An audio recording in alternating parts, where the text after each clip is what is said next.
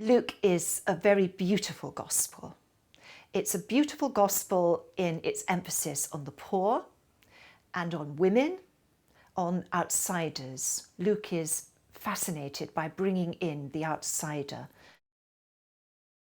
Yes, Luke has a special interest in the poor and the outcast and Gentiles. In fact, he may well be the only non-Jewish writer of the New Testament. And if you put Luke and Acts together, that's nearly half of the New Testament writings, next to Paul, the most prolific New Testament writer. So there's lots about outcasts. A lot of the parables, for example, say that there is the surprise of the outcast being welcomed. Okay, so you probably know the parable of the Good Samaritan. That's one of those parables that so many people know. And in that parable, let me read it to you, Luke 10, verse 29. A lawyer is speaking to Jesus, so a teacher of the law speaking to Jesus. Jesus says, "You shall love the Lord your God with all your heart and with all your soul and with all your strength and with all your mind, and your neighbour as yourself." And it says in Luke 10:29, desiring to justify himself, the lawyer says to Jesus, "And who is my neighbour?" And that's where Jesus answers with this parable of the Good Samaritan. And it starts like this. A man was going down from Jerusalem to Jericho, and he fell among robbers who stripped him and beat him and departed, leaving him half dead. And then you know the rest of the story. First of all, a priest comes along. He doesn't help him. Then a Levite comes along. He doesn't help him. So people that should help him. And then finally a Samaritan comes along. And there's no love lost between the Samaritans and the Jews. But the Samaritan is the one who helps this man lying at the side of the road. Which road is it? Well, it's this road. Not the one with all the cars coming on it, but the road from Jericho, which is down there, all the way up to Jerusalem. So a road that a lot of people would have travelled, and nowadays still a lot of people are travelling. We've just come down it this morning. So it's amazing really to think that even now this is a sort of an important route. And funnily enough, just down there is a structure which is called the Inn of the Good Samaritan. But what's sort of slightly strange about that is that the parable of the Good Samaritan is exactly that. It's a parable, and yet this site is being called the Inn of the Good Samaritan as if it's sort of the real site where this took place, mixing this idea of historical sites and Jesus' teaching in parables. Luke also has a bit about money. As William Barclay put it, what a man does with his pocket tells you where his concern really lies. So Luke has lots of material about how you use money. It's also a book that mediates between the Old Testament and the New.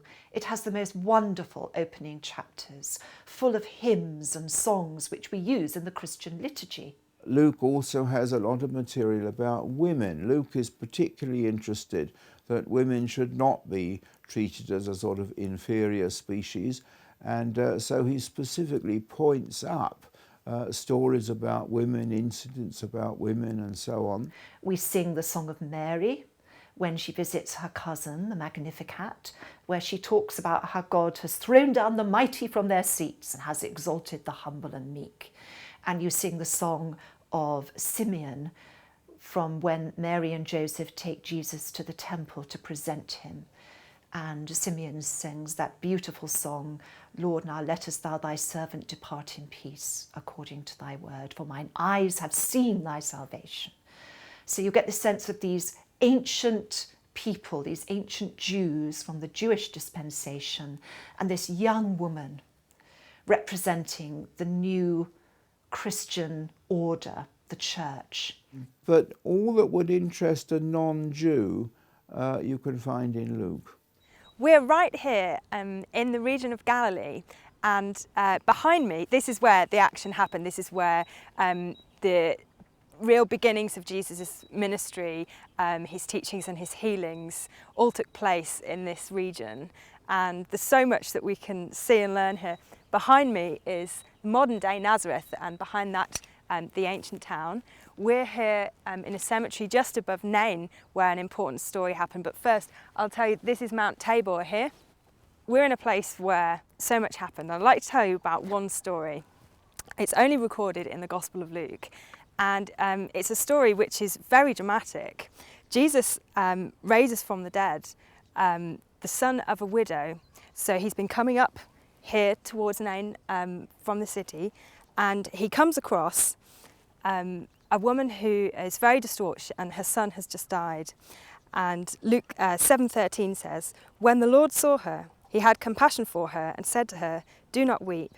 Then he came forward and touched the bier, and the bearers stood still. And he said, 'Young man, I say to you, rise.' The dead man sat up and began to speak, and Jesus gave him to his mother." And of course, Luke writes, fear seized all of them. It was such a dramatic event, and we only hear about it in Luke's Gospel, and this is the place where it happened. So in Luke's Gospel, there's a story about the temptation of Jesus. And one of the temptations, it says that Satan takes Jesus here to Jerusalem, to the pinnacle of the temple, it says. So in Luke 4, verse 9, "And he, Satan, took him to Jerusalem and set him on the pinnacle of the temple and said to him, 'If you are the Son of God, throw yourself down from here. For it is written, he will command his angels concerning you to guard you, and on their hands they will bear you up, lest you strike your foot against a stone.' And Jesus answered him, 'It is said, you shall not put the Lord God to the test.'" And that's the end of the temptations there. But what we can see, the Kidron Valley here, that would have been deeper. Obviously, over the years, the level has raised. So looking down from the temple, I mean, I'm scared of heights. Looking down from the temple would have been a pretty big thing. So the idea of being tempted at that point is quite dramatic, really. Luke is one of the synoptic Gospels. This means that it seems to have had a common source with Matthew and Mark. Its view of the resurrection is an interesting one. There are stories that only Luke has. Very interesting is his presentation of Christ in the resurrection. Christ appears, and it's almost deliberately impossible. Christ is with them, and yet Christ is not a ghost. Christ eats. He actually eats a piece of fish to show them. Christ can pass through doors. He's not a ghost. He's not physical. He's not spiritual. It's as if Luke wants to make it deliberately difficult for us to find any category in which to understand the resurrection.